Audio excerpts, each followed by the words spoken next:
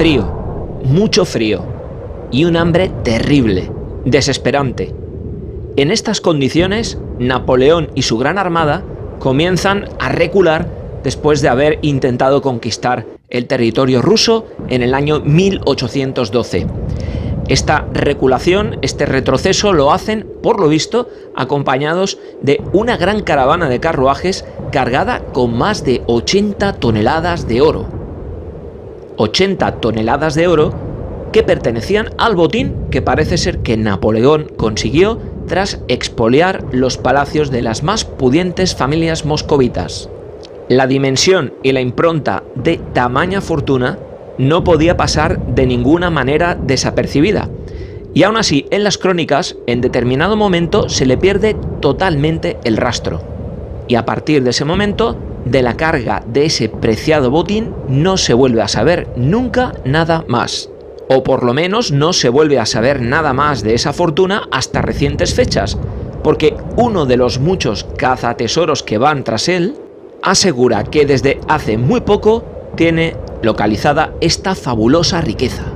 Esto es El Faro de lo Extraordinario, y en los próximos minutos te invitamos a conocer la increíble historia tras este misterio de más de 200 años de antigüedad: el oro perdido de Napoleón Bonaparte.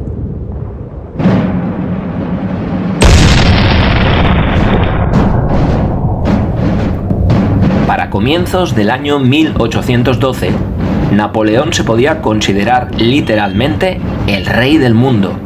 Tenía bajo su yugo y controlada toda la Europa continental. Su poderoso ejército había logrado someter a todas las naciones rivales y no existía fuerza capaz de plantarle cara. Por si eso fuera poco, Napoleón era el gobernante más rico del globo, con un ingreso personal estimado equivalente a 10 millones de euros al año, en comparación con los 6 millones de euros del rey de Inglaterra. Una suma considerable, ya que el salario medio en Francia de un trabajador en aquel momento era de 80 euros al año. En esa coyuntura, Alejandro I, zar del Imperio ruso desde 1801 hasta 1825, presionado por las élites rusas, decide romper la alianza y amistad que mantenía con Napoleón, y así se convirtió nuevamente en enemigo de Francia. En unas turbias relaciones diplomáticas con los franceses, el zar se negaba cada vez más abiertamente a seguir los dictados del emperador francés, siendo el culmen de la desobediencia no acatar la orden de bloqueo continental que Napoleón había impuesto contra el Reino Unido.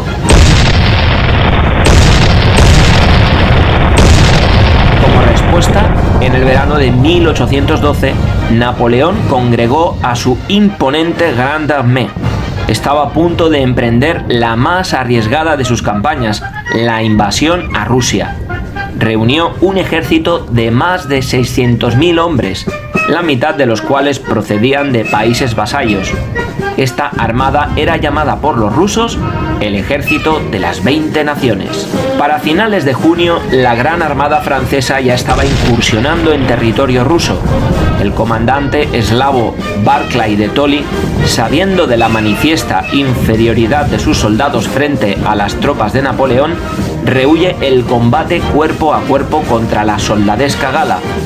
Intenta hacerse fuerte en posiciones defensivas, pero el rapidísimo avance de Napoleón le impide finalizar los preparativos y una y otra vez se ve obligado a retroceder. Aunque en su momento muchos acusaron a Barclay de ser un cobarde por esta manera de enfrentarse a las tropas napoleónicas, otros piensan que formaba parte de una estrategia de tierra quemada y una manera muy astuta de atraer a Napoleón y los suyos hacia el interior de la dura tierra rusa, para que llegaran justo cerca de Moscú en las fechas en las que la climatología se tendría que convertir finalmente en el mayor enemigo de los franceses. Así estaban las cosas que a mediados de septiembre Napoleón entra finalmente en un Moscú desértico.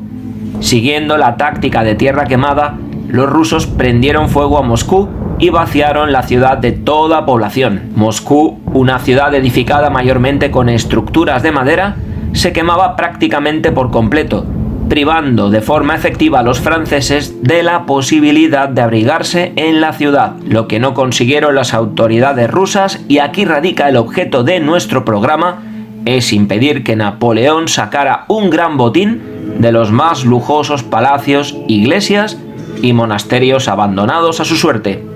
En sus célebres memorias, Philippe Paul de Segur, un joven oficial militar del ejército de Napoleón, cuenta que tras el impresionante expolio y tras un mes de vacilaciones entre las ruinas de la ciudad devastada, Bonaparte decidió emprender el viaje de regreso el 19 de octubre de 1812.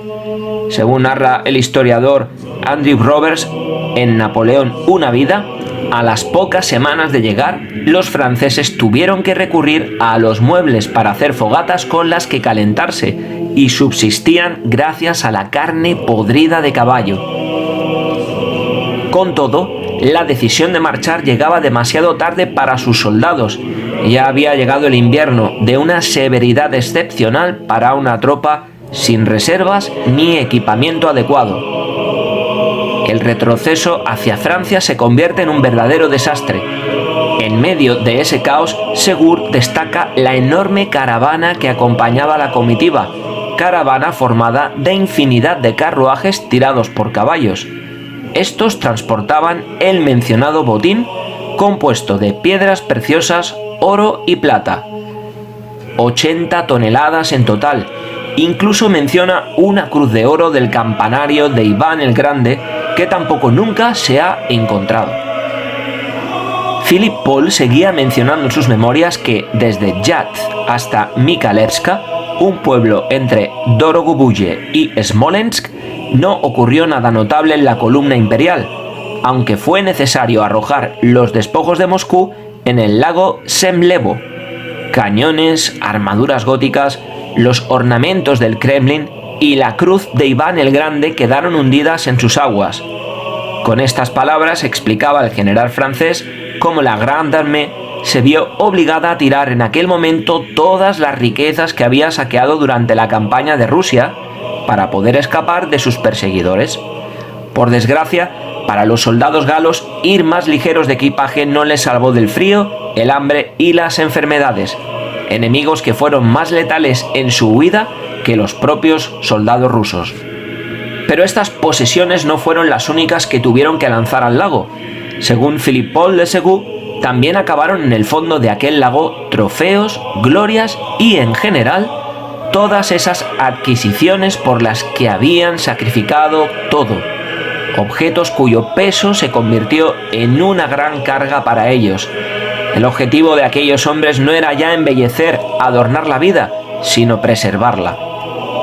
Para el francés desprenderse de aquello fue doloroso, pero necesario. Segur finalizó diciendo: en este vasto naufragio, el ejército, como una gran nave lanzada por las más tempestuosas de las tempestades, arrojó sin vacilación en ese mar de hielo y nieve todo lo que pudiera debilitar o impedir su progreso. Según los historiadores, aquel tesoro hundido en el lago Semlevo incluía, además de joyas, hasta diamantes y perlas. Así lo corrobora también el general francés Louis-Joseph Vionnet en sus memorias sobre la contienda. En las mismas recuerda que, mientras exploraban las ciudades, el ejército de Napoleón recogió todos los diamantes, perlas, oro y plata de la Catedral de Moscú, y habla de la misma cruz de la Catedral de San Basilio a la que Philippe Paul de Segur hacía referencia en sus escritos. Por lo tanto, parece que el saqueo y botín fue tan real como los más de 250.000 muertos que costó la campaña rusa. Igual de verdad es que todas aquellas riquezas fueron embaladas para transportarlas durante la huida hasta la France, algo que de esta manera admitía el mismo Bayonet en sus memorias. Así fue como Napoleón recogió todos los trofeos que se pudieron encontrar en el Kremlin y los cargó en unos vagones. Lo que se desconoce a día de hoy es qué sucedió con este gigantesco tesoro de unas 80 toneladas de peso. ¿Dónde fue a parar? ¿Qué ha sido de él? La realidad es que desde hace 200 años, cientos de personas han tratado de encontrarlo buscando a lo largo y ancho del lago ruso, y todas ellas han obtenido la nada más absoluta a cambio.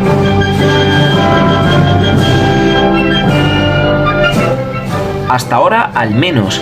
Y es que un investigador ruso llamado Vyacheslav Rykov afirmó hace un par de años que había resuelto al fin el enigma del oro perdido de Napoleón. En sus palabras, los cazadores de tesoros han estado buscando en el lugar equivocado, tal y como desveló al diario local Rabotchi Put, que deberían centrar sus esfuerzos en la ciudad de Rudnia, cerca de la frontera con Bielorrusia y apenas a 200 kilómetros de Semlevo.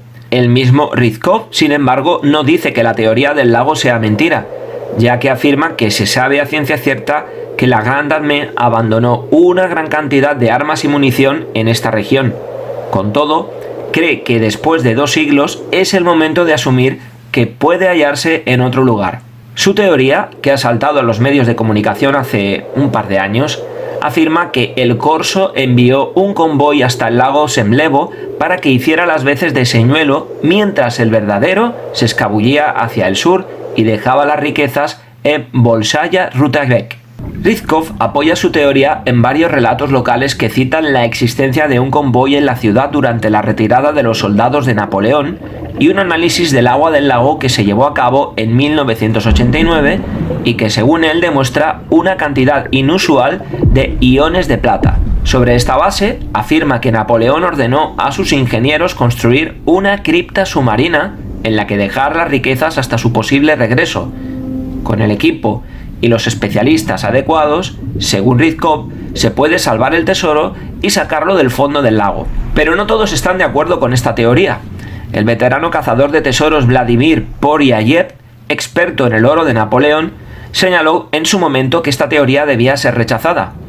En primer lugar, cargó contra la idea de que Bonaparte pudiera dividir su convoy en 2 y utilizar una parte como señuelo mientras huía.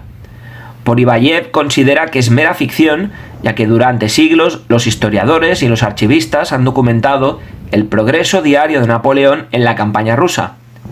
Él mismo señaló que es muy difícil que pudiera abandonar su ejército y llevarse con él un trozo de este tren de oro de 400 carros tirados por caballos. En cuanto a la posibilidad de que fuera llevado hasta Bolshaya Rutavek, Poryayev dijo que es pura fantasía, ya que es imposible que la gran armada de Napoleón pudiera construir una impresionante presa con unos pocos cientos de soldados de caballería en apenas unos días y luego levantar una cripta subterránea para esconder el tesoro. Según él, decía, ¿acaso tenían equipo de buceo? En este sentido, el mismo cazador de tesoros comentó también que el agua del lago puede presentar altos niveles de iones de plata debido a las condiciones naturales del terreno.